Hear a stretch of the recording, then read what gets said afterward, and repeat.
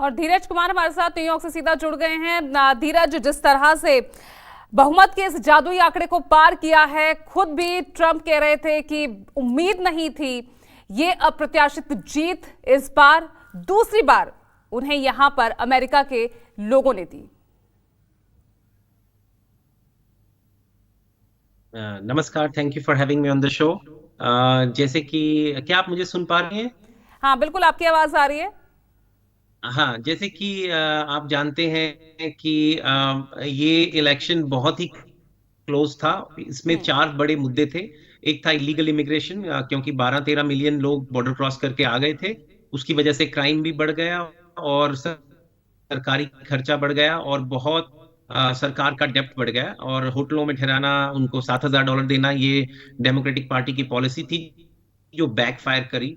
इसके अलावा दूसरा था इन्फ्लेशन, बहुत ही महंगाई थी और इंटरेस्ट रेट्स हाई थे, तो लोग घर नहीं खरीद पा रहे, गाड़ी नहीं खरीद पा रहे। ग्रोसरी का सामान, ब्रेड, अंडा, मिल्क काफी एक्सपेंसिव हो गया था एक common lower middle class person के लिए। और इसके साथ साथ जो एक और चीज थी, गैस प्राइसेस, वो भी काफी हाई थी। और वर्ल्ड में मिलेनियल और लोग जो हैं, मतलब यंग लोग और मिलेनियल ग्रुप के, उनमें बहुत ही ज्यादा अनसर्टेनिटी थी about future, specially with geopolitics. अभी जैसे कि आप मिडिल ईस्ट में देख रही हैं कि बहुत लड़ाई हो रही है, और साथ में यूक्रेन में। तो हम लोग को यहाँ पे बहुत अनसर्टनी लग रहा था। इसी वजह से कई ऐसे डेमोक्रेट्स थे जिन्होंने रिपब्लिकन वोट किया इस बारी। और ग्राउंड करंट में अगर आप पेंसिल्वेनिया, मैं खुद इस टाइम पेंसिल्वेनिया में हूँ, और पेंसिल्वेनिया स्टेट ने भी बढ़ चढ़ के ट्रंप को वोट दिया, और आप देख रही हैं रिजल्ट। ये लास्ट टाइम डेमोक्रेट था, ऑल दो स्विंग स्टेट। जॉर्जिया ने भी बहुत अच्छे से वोट दिया। आप ही के चैनल पे लास्ट ईयर संदीप जी के साथ हमने एनालिसिस किया था उस टाइम इलेक्शंस में। उस टाइम भी जॉर्जिया हम्म। और पेंसिल्वेनिया की डिसाइसिव स्टेट्स थे, और जॉर्जिया और पेंसिल्वेनिया दोनों बाइडेन ने जीते थे। और इस बारी जॉर्जिया और पेंसिल्वेनिया ट्रंप ने जीते हैं, इसीलिए ट्रंप भी व्हाइट हाउस जा रहे हैं। लेकिन ये बहुत ही निर्णायक विक्ट्री है, क्योंकि ये जितने भी लोग अमेरिका में रहते हैं और टेक्नोक्रेट्स हैं, वो सब समझ रहे हैं कि ये ईयर है। इस साल अमेरिका को बहुत ही फोकस होके अपना 35 ट्रिलियन का जो डेब्ट है उसको कम करना है। और एआई, आर्टिफिशियल इंटेलिजेंस और रोबोटिक्स, एआई में, मैं फिजिशियन हूँ, ट्रांसप्लांट फिजिशियन, पर मैं एआई हेल्थ केयर का स्टार्टअप पे काम करता हूँ।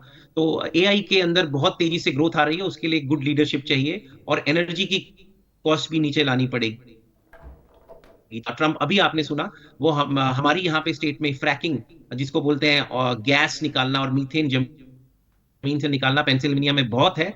अगर वो उन्होंने अलाउ किया तो एनर्जी की कॉस्ट नीचे आएगी, और आर्टिफिशियल इंटेलिजेंस में एनर्जी सस्ती होना बहुत जरूरी है उसका एफिशिएंसी के लिए। और कंडक्टर्स की जो मैन्युफैक्चरिंग है, ताइवान सेल कंडक्टर और एएसएमएल, उसको ये वापस अमेरिका लाना चाहते हैं। तो काफी प्रोग्रेसिव, पॉजिटिव थॉट प्रोसेस के साथ ट्रंप आगे बढ़ रहे हैं। और उन्होंने बहुत अच्छी बात बोली कि मैं सबको यूनाइट करना चाहता हूं, क्योंकि इस टाइम हम लोगों को यूनाइट होना बहुत जरूरी है, ताकि वर्ल्ड को लीड कर सकें। और भी बहुत अच्छी लीडरशिप है, और यहाँ पे भी अगर लीडरशिप अच्छी हुई तो ओवरऑल टेक सेक्टर में आर्टिफिशियल इंटेलिजेंस, जो फास्टेस्ट ग्रोइंग सेक्टर है वर्ल्ड का इस टाइम, रोबोटिक्स, आर्टिफिशियल इंटेलिजेंस, उसमें बहुत हेल्प मिलेगी। तो मैं बहुत पॉजिटिव हूँ, और सब हमारे मित्रों को उस दिशा से हम मुबारक भी दे रहे हैं। बिल्कुल, लेकिन धीरज, मैं समझना चाहूंगी आप किन फैक्टर्स को इस वक्त ट्रंप की जीत के लिए आप देखते हैं, क्योंकि ट्रंप जिस तरह से कह रहे हैं और जिस तरह से हम देख रहे हैं मैंडेट यहाँ पर सीनेट पर, ट्रंप ने भी कहा कि सीनेट पर उन्होंने वापसी की है, कामयाबी। इसके अलावा पॉपुलर वोट्स इनके पक्ष में गए हैं, और स्विंग स्टेट्स हम देख ही रहे हैं कि किस तरह से पूरी तरह ट्रंप के पक्ष में नजर आए। तो वो शिफ्टिंग फैक्टर्स आपको क्या नजर आ रहे हैं? देखिए, वो जो शिफ्टिंग फैक्टर्स थे, वो कहीं ना कहीं जो दो चीजें आपको समझनी पड़ेंगी। जो कैटेगोरिकल ट्रंप सपोर्टर जो रिपब्लिकन पार्टी के हैं, उन्होंने तो ट्रंप को वोट दिया ही। उसमें भी से भी हम्म। एक सबसेक्ट था जो ट्रंप को पसंद नहीं करता था, उन्होंने डेमोक्रेट दिया। लेकिन जो डेमोक्रेट पार्टी के हार्डकोर वर्कर्स क्लास के लोग हैं, जो मिडिल क्लास लोग हैं, एवरेज मीन इनकम जिनकी 80,000 फैमिली की इनकम है, वो एक टोयोटा करोला भी अफोर्ड नहीं कर पा रहे। उनकी सेविंग्स के नाम पे कुछ नहीं रहा, घर नहीं खरीद पा रहे, बच्चों की अच्छे से परवरिश नहीं कर पा रहे। तो हेल्थ केयर की कॉस्ट इतनी एक्सपेंसिव हो गई है, तो कहीं ना कहीं वो त्रसित हो गए इस सब सिचुएशन से, और उन्होंने त्रासित होके गुस्से में ट्रंप को वोट दिया। और दूसरा, ब्लैक मैन मतलब अफ्रीकन अमेरिकन ओरिजिन, उन्होंने एंटी कमला हैरिस वोट दिया। और रिसेंटली ओबामा ने फिलाडेल्फिया में उनको कई स्पीचेस दी जो बैकफायर कर गई। तो पेंसिल्वेनिया के अंदर फिलाडेल्फिया एक बहुत ही कंडेंस्ड एरिया है, और वहां पे भी ट्रंप लीड कर रहे हैं, जो अनहर्ड ऑफ है। तो कहीं ना कहीं ग्राउंड वर्क में आप ये देखिए कि लोगों के अंदर लगा कि हमारे जो इन्फ्लेशन है उसका ट्रम्प कर सकते हैं कैटर। उन्होंने अच्छा भी बहुत काम किया था 2020 में। और दूसरी बात कि जो जियोपॉलिटिकल अनसर्टेनिटी है दुनिया में उसको रोकेंगे। और ट्रम्प ने इमिग्रेशन को लेके बिल्कुल साफ कहा, और अभी भी कहा, वो लीगल इमिग्रेशन के बिल्कुल सपोर्ट में है। वो चाहते हैं कि एजुकेटेड क्लास अमेरिका आए और यहाँ का एक तरीके का पोटेंशियल बढ़ाए। नॉर्थ बॉर्डर से क्रॉस करके आ रहे हैं 12 मिलियन लोग, आपको $7,000 दिए जा रहे हैं, बच्चों के स्कूल खाली करके उसमें शेल्टर बना रहे हैं। तो ये सब पॉलिसी की कंट्री को बहुत नुकसान होता है, और ट्रंप ने इसको बहुत अच्छे से एड्रेस किया। क्या ट्रंप एक आइडियल कैंडिडेट है? आई डोंट थिंक सो, लेकिन इनसे बढ़िया कैंडिडेट इस टाइम यहाँ पे कोई नहीं है। तो इस वजह से पब्लिक ने उनको बढ़ चढ़ के वोट दिया, और मैं आशा करता हूं कि जो उनकी पॉलिसीज हैं वो बहुत अच्छे से उसमें कामयाब हों। और अगर मैं भारत के परिप्रेक्ष्य में बात करूं तो बहुत से ऐसे फैक्टर्स आते हैं जो भारत के लिए फ्रूटफुल हो सकते हैं ट्रंप का अमेरिका के राष्ट्रपति बनने को लेकर। Correct, correct, absolutely correct. और एक सेक्टर जो मैं बार बार आपको रीओरिएंट कर रहा हूँ वो है tech sector, specially artificial intelligence. आपको ये समझना पड़ेगा कि आर्टिफिशियल इंटेलिजेंस हार्डवेयर जिसके अंदर चिप्स आती हैं, साथ में एनर्जी लगती है जिसके लिए ये फ्रैकिंग करके गैस निकालेंगे, और सॉफ्टवेयर सपोर्ट, सॉफ्टवेयर यहाँ सपोर्ट इंडिया से।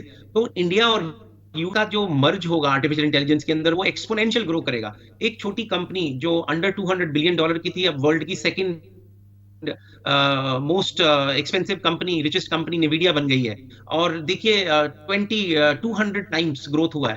तो sky is the limit in the tech sector. तो इंडिया के लिए ये बहुत अच्छी न्यूज है। और दूसरा जो इन्होंने अभी आपकी स्पीच में मेंशन किया, शायद आप नहीं जानते होंगे, आरएफ के जूनियर जो कैनेडी फैमिली से आते हैं, वो बहुत स्ट्रॉन्ग प्रोपोनेंट है हेल्थ केयर के, और खासतौर पे ग्राउंड लेवल के, कि कैसे हम लाइफस्टाइल को चेंज करें। जो भारत में भी हम लोग योगा, अच्छा खाना, इस पे फोकस करें ताकि लोगों के अंदर बीमारियां कम हो। और एज अ फिजिशियन मैं इस बात को बहुत सपोर्ट करता हूं कि वो ऐसा करेंगे। और साथ में इस वजह से शायद फार्मास्यूटिकल कंपनीज का भी थोड़ा कम इनकम होगा, पर ट्रंप ने उन्हें ग्रीन सिग्नल दिया है कि आपको जो करना है आप करिए हेल्थ केयर में, लेकिन एनर्जी पे मैं कोई कॉम्प्रोमाइज नहीं करूंगा। क्योंकि एनर्जी अगर ट्रंप ने सस्ती करी तो डेफिनेटली महंगाई, इन्फ्लेशन भी नीचे जाएगा।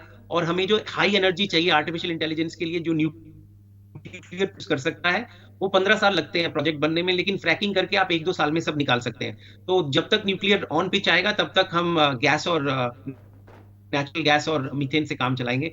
लेकिन बहुत ही अच्छे इनके प्रपोजल्स हैं, और इनकी टीम, अगर आप टीम देखें तो इनकी टीम में बहुत अच्छे लोग हैं जो बहुत सक्सेसफुल हो चुके हैं।